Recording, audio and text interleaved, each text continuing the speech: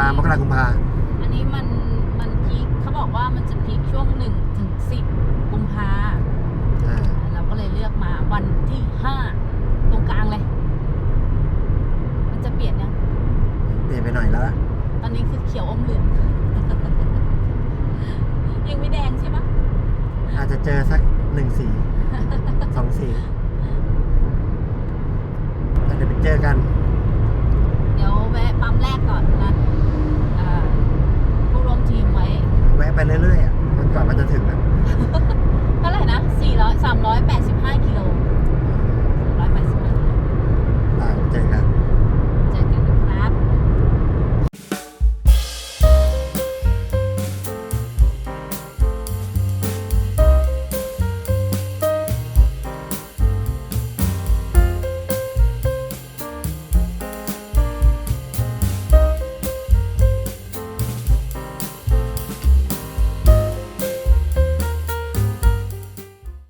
วันนี้เราก็มาแวะกันที่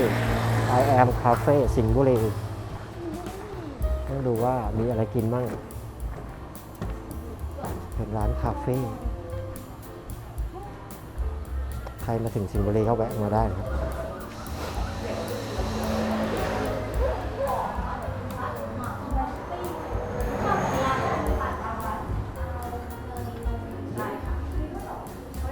บรรยากาศข้างใน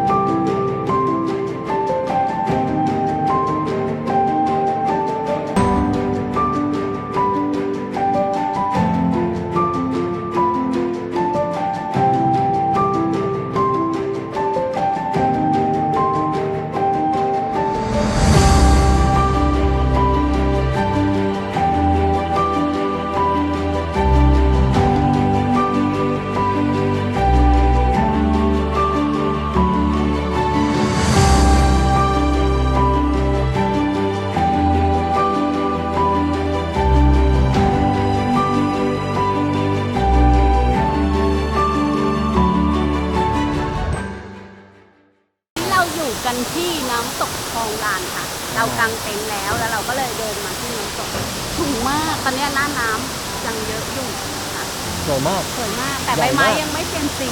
ว่ามันยังไม่แดง ก็อาจจะต้องน่าจะประมาณวันที่10กว่าๆได้เพราะมันเริ่มเหลืองแล้วแหละมันยังเขียวอยู่สรุปเหลืองหรือเขียว เริ่ม พรุ่ง เหลื นี้ อง พรุ่งนี้พรุ่งนี้รู้กันมันขึ้น พรุ่งนี้เราจะขึ้น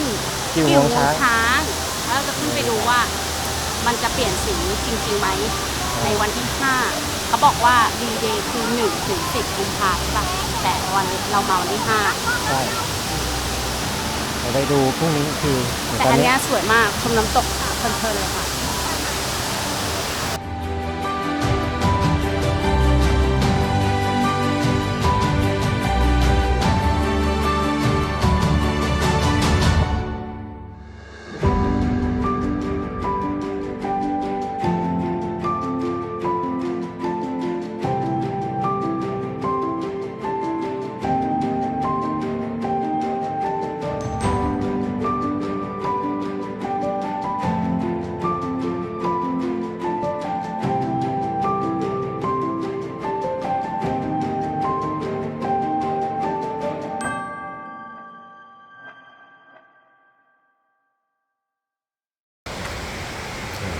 เป็นเช้า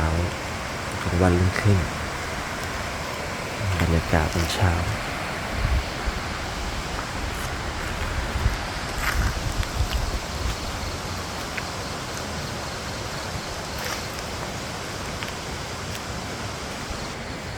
ันนี้เราจะไปกันที่ขึ้นไปที่กิ่วงวงช้างแต่ว่าไม่รู้จะขึ้นไปถึงจุดเราเพราะว่าค่อยๆเดินเหมือนดูใบไม้เปลี่ยนสี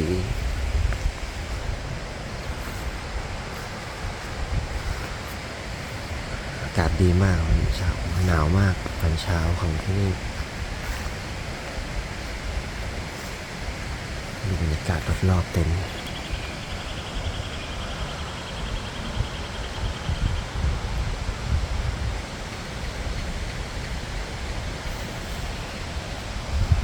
ไม่รู้มองเห็นแล้วหรอกกล้องมันมืดไปหมดมาดูกันว่าขึ้นไปเจออะไรบ้าง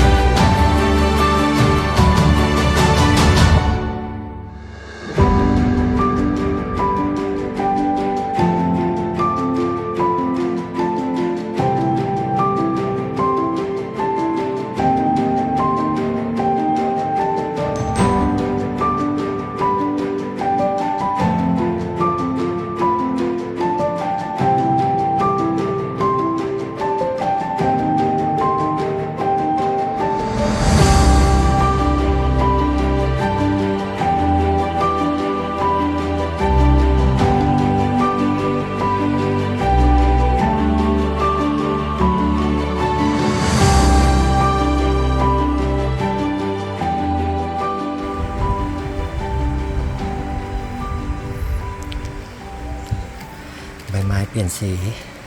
เปลี่ยนบ้างเล็กน้อย